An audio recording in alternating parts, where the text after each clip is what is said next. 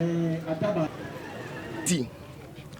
are saying loud and clear that we have suffered enough, and enough is enough.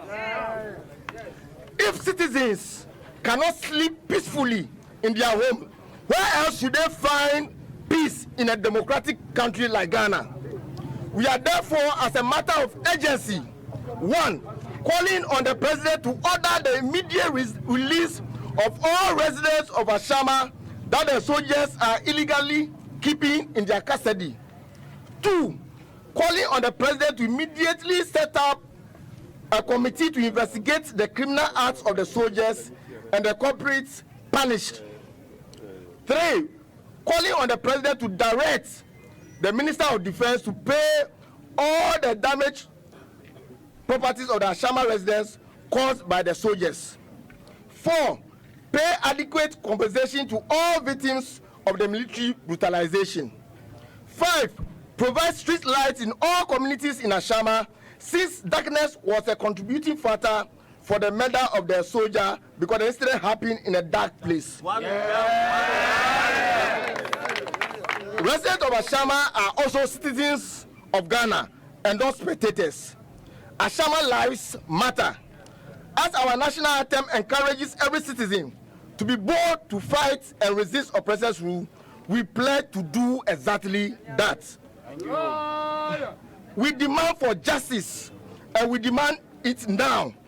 Let's observe 1 minute. And so that's a press that ended a few minutes ago by residents of Ashaiman, and many of them who were brutalized by the military. In a related development, though, the soldier who died and on the back of his death leading to the brutality is being laid to rest. My colleague Godwin Asedeba has been with the family right from the 37 military hospital where he was moved from. And he's joining us shortly for a quick update on what's happening at the moment. And on your screens now are live images we are getting from the cemetery where the soldier is being laid to rest. You can see that his colleagues in nose mask marching with the body, led by an imam, to where the burial site is. So Godwin, I'm sure you are there. What's going on? Being accompanied by the military personnel. We are currently heading towards the graveyard, to the grave that has been dug where his remains will be buried, where we will finally pay our last respect to him. So right on your cameras you can see about 6 of the military personnel holding the deceased body wrapped in the Ghana flag.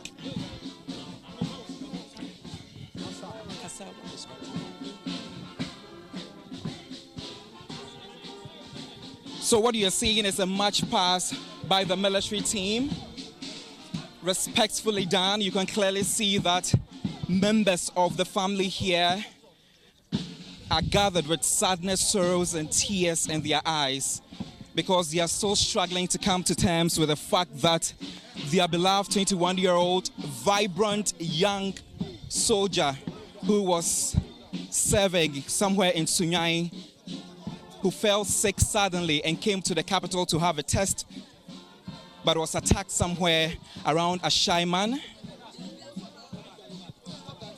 and later lost his life.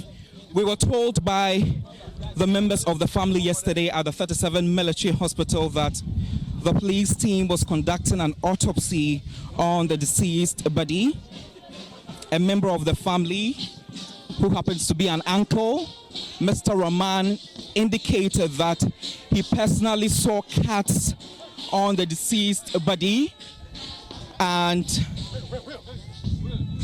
currently investigations are underway, but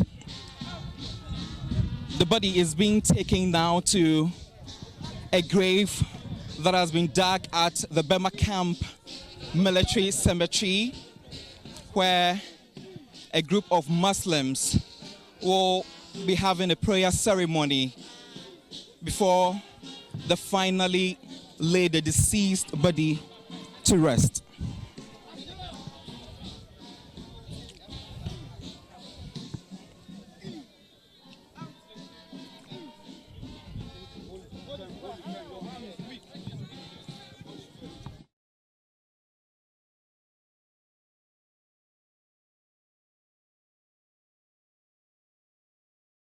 have the rare footage. I watch XYZ. 20 people on the.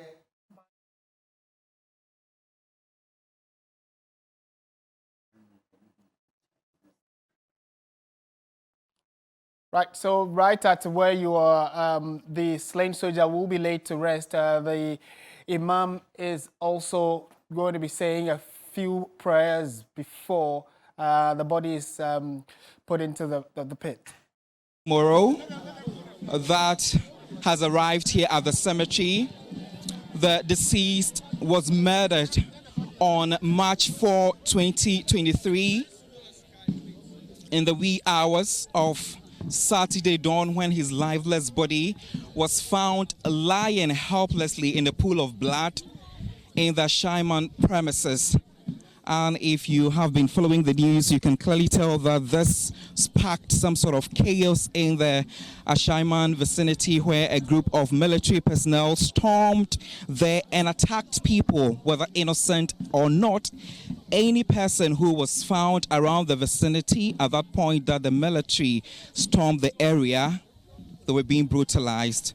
But currently, the military personnel who have carried the deceased remains here are unwrapping the Ghana flag that was used to cover the deceased body, gently and respectfully done. This is a way of paying their last respect to one of their very own who died a mysterious and a challenging death, if I should say. The deceased remains has been covered with a pure white cloth, lying down right here beside the grave that has been dug, where the deceased remains somewhere about maybe in the next 5 minutes will be put into the graveyard. I can spot a number of 3 Muslim people, the elderly, who organized a prayer ceremony earlier at the 37 Military Hospital Mosque.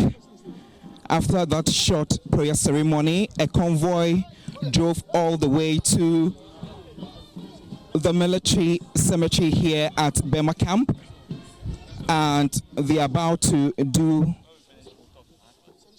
their own thing by performing a prayer before the remains will be descended or taken down gently into the grave that has been dug.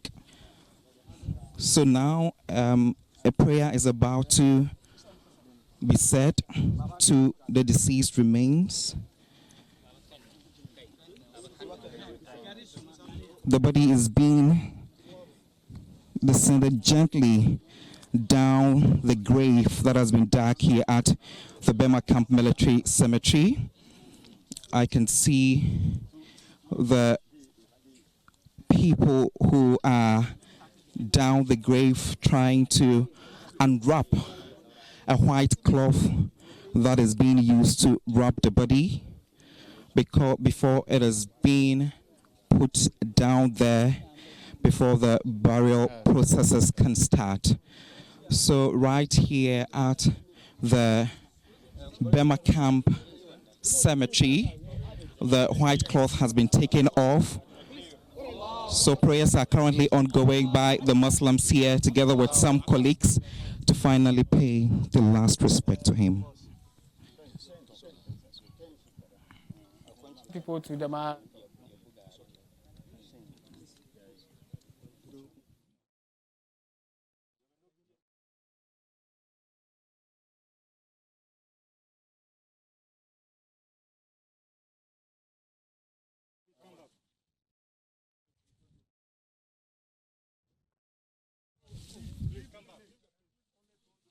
And so live on your screens, we're just bringing you live visuals of the final resting place of the slain soldier who died a few days ago, which led to the military taking the law into their own hands and brutalizing people within Ashaiman. Now, clearly, at this very ceremony, Many are sad and they're very solemn. You could tell that some old students of his former school are also there to pay their last respect as he is laid to rest. And definitely these are some residents also from Ashaiman, because the soldier, we are told, was also living in Ashaiman. So it is his own friends and family who have come to this final resting place to bid farewell to him. And Godwin Asideba, my colleague who's been following this particular story keenly, was also updating us on where the family moved from. The body was picked from the 37 military hospital and followed through the procession to the cemetery where he will be laid to rest. So yeah, that's Godwin on your screens now, also running a commentary of what's happening. Road, Sheriff Imoro has finally been put into the grave. A prayer was said to the deceased body to bid farewell to him. The white cloth that was used to wrap the deceased body here have all been taken off. We have been told to move away from that particular premises, because after the white cloth is being taken off, it wouldn't be okay for us to see it because it's against their traditions. But what is currently ongoing are some plastic papers and woods that I can spot from where I am that is being used to cover the body after it has been put into the grave peacefully. We can now see some neem tree leaves. If the camera, okay, so the camera cannot pan to that particular side, but we can now see some neem tree leaves that are being put into the graveyard before the sun can finally be put on top. And we have been told that this is a tradition that has been followed respectfully by the Muslim community in Ashaiman and most of the leaders who came all the way from the 37 military hospital mosque all the way to the Bema camp military cemetery here. So you can clearly see a number of soldiers here still standing in their parade, trying to pay their last respect to their colleague, 21-year-old Sheriff Imoro, who was murdered and allegedly murdered on Saturday, March 4, 2023 in Ashaiman. We understand that the police may be proceeding with investigation soon. After the family spoke to me, and they indicated that the police were at the 37 mortuary to take pictures of the wounds of the deceased before they can proceed with investigations. An uncle of the deceased, Abdul Rahman, who spoke to me yesterday, indicated that he could clearly see knife cuts on the left arm of the deceased body, and he also mentioned that when he was brought out, there was a knife somewhere around the deceased body, which was taken away by the police officials who came around to take the pictures of the deceased body. So this is what is happening here currently at the Bema Camp Cemetery. Martin, if you're listening to me, this particular premises is actually full of sadness, tears and sorrows from both colleagues, family members and friends of the deceased. Right, thank you very much, Godwin Asideba.